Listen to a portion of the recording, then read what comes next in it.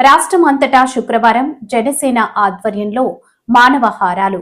పెహల్గాంలో ఉగ్రవాదుల దాడిలో మృతులకు సంతాపం తెలిపిన జనసేన నేతలు.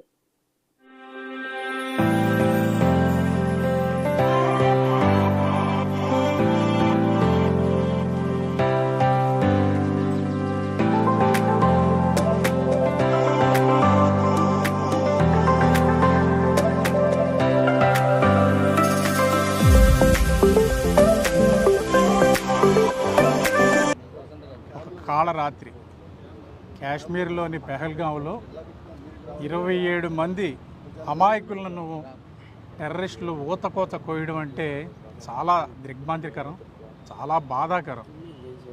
ఈ సమాచారం తెలిసిన వెంటనే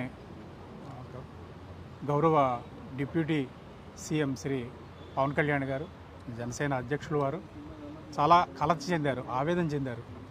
వెంటనే ఆయన సందేశాన్ని, ఆయన మనసులో ఆవేదనని ట్విట్టర్ ద్వారా వ్యక్తం చేశారు. ఈరోజు ఉదయం పార్టీ నాయకులు శ్రేణులతో మాట్లాడుతూ మనం దేశం కోసం సంఘీభావం తెలపవలసిన సమయం ఇది.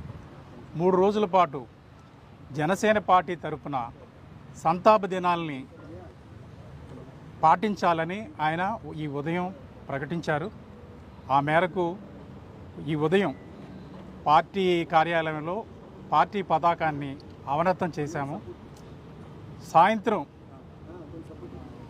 ఈ ఊచకోతలో అమరులైన వారికి సంతాప సూచకంగా ఈ సాయంత్రం కార్యాలయం దగ్గర క్యాండిల్స్ వెలిగిస్తాము.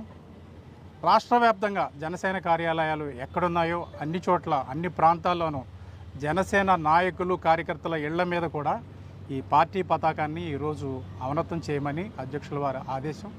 ఆయన ఆదేశాలను పాటిస్తున్నాము. ఈ కార్యక్రమాన్ని ప్రారంభించాము. అదేవిధంగా సాయంత్రం కొవ్వొత్తులు వెలిగించి అమరులైన వారందరికీ నివాళులు తెలియజేస్తాము. రేపటి రోజున ప్రతి కార్యాలయం దగ్గర మా శ్రేణులు సంతాపం వ్యక్తం చేస్తూ మౌనంగా దీక్షలో కూర్చుంటారు. అదేవిధంగా 3వ రోజున రాష్ట్ర వ్యాప్తంగా కొవ్వొత్తుల ప్రదర్శన, మానవహారాలు జరుగుతాయి. రాష్ట్రంలోని ఏదో ఒక నగరంలో, ఎంపిక చేసుకున్న నగరంలో పార్టీ అధ్యక్షుల వారు కూడా ఈ ప్రదర్శనలో చివరి రోజున పాల్గొంటారు.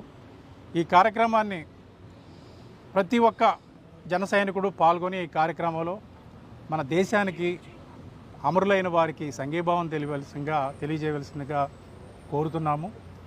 ఒక్క జనసేన పార్టీయే కాదు, ఈ దుర్ఘటనను దేశ ప్రజలందరూ, ముఖ్యంగా తెలుగువారందరూ ముక్తకంఠంతో ఖండించాలి.